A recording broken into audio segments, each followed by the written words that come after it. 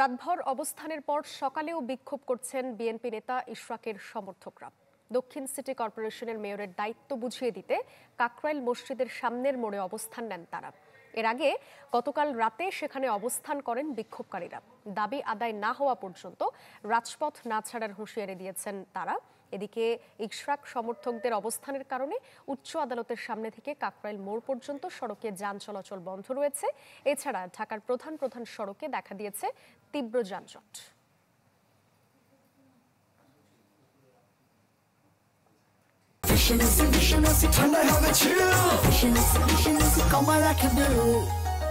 এই মুহূর্তে আমরা চলে যাব কাকরাইলে, সেখানে আছেন সহকর্মী জুমাতুল বিদা।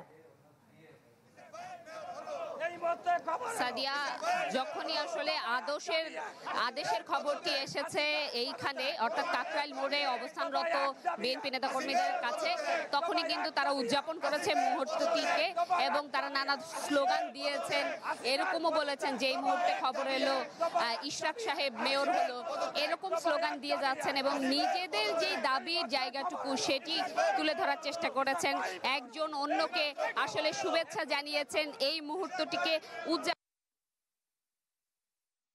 ছোট ছোট করে যে থানা কিংবা পর্যায়ের যেই সদস্যরা রয়েছেন, নেতাকর্মীরা রয়েছেন, তারা ছোট ছোট করে মিছিল নিয়ে এসেছিলেন এবং সেই উদযাপনের মুহূর্তটুকু আসলে আপনারা দেখছেন। একে একে তারা কিছু মানুষ সেই মৎস্য ভবনের দিকে এগিয়ে যাচ্ছেন। সেখানেও কিন্তু মহিলা দলের যেই নেতাকর্মীরা রয়েছেন তারা অবস্থান করছেন। আমরা যতটুকু জানতে পেরেছি, অর্থাৎ বিএনপি যেই অঙ্গ সংগঠন রয়েছেন সেখানকার নেতাকর্মীরাও রয়েছেন মৎস্য ভবনে, তাদের সাথে একসাথে উদযাপন করার জন্য এগিয়ে যাচ্ছেন। এর পাশে কাকরাইল বসে থাকা নেতা কর্মীরা এবং এইখানে অন্যান্য যেই নেতাকর্মীরা রয়েছেন তারা কিন্তু নিজেদের অনুভূতির জায়গাটুকু প্রকাশ করেছেন এবং তাদের যে ভালো লাগাটুকু সেটিও কিন্তু জানিয়েছেন। একই সাথে একটি বিষয় উল্লেখ করতে হয়, তারা এখনো কিন্তু এবং আসিফ মাহমুদ ভুইয়া অর্থাৎ স্থানীয় সরকার মন্ত্রণালয়ের দায়িত্বে থাকা উপদেষ্টা এবং অন্যজন হচ্ছে মাহফুজ যিনি হচ্ছেন তথ্য উপদেষ্টার দায়িত্ব পালন করছেন, উভয়ের পদত্যাগ দাবির স্লোগান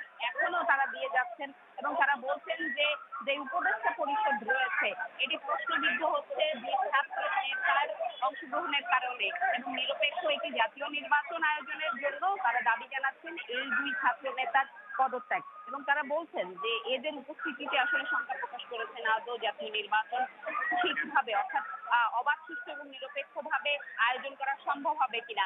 একই সাথে আমরা যখন কথা বলার চেষ্টা করেছিলাম এখানে উপস্থিত নেতাকর্মীদের সাথে, তাদের কেউ কেউ কিন্তু বলেছেন যে যদি আজকের মধ্যে দাবি আদায়টি না হয় সেক্ষেত্রে এই আন্দোলনটি অন্তর্বর্তী সরকার পতনের আন্দোলন হতে পারে, এই ধরনের আসলে তারা মন্তব্য করেছেন।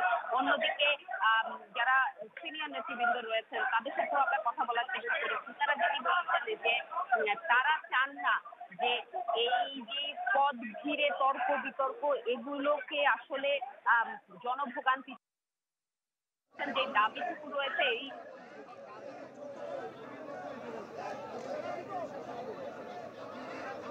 দাবিটুকু যাতে মেনে নেওয়া হয় সেই দাবি জানিয়ে শেষ পর্যন্ত কথা বলেছেন, অর্থাৎ রাজপথে আন্দোলন চালিয়ে যাওয়ার। এখন কর্মসূচি কি হয় এই আদেশের পর সেটি দেখার অপেক্ষা। আমরা আজই সাদিয়া জানানোর চেষ্টা করবো কি কর্মসূচি আছে।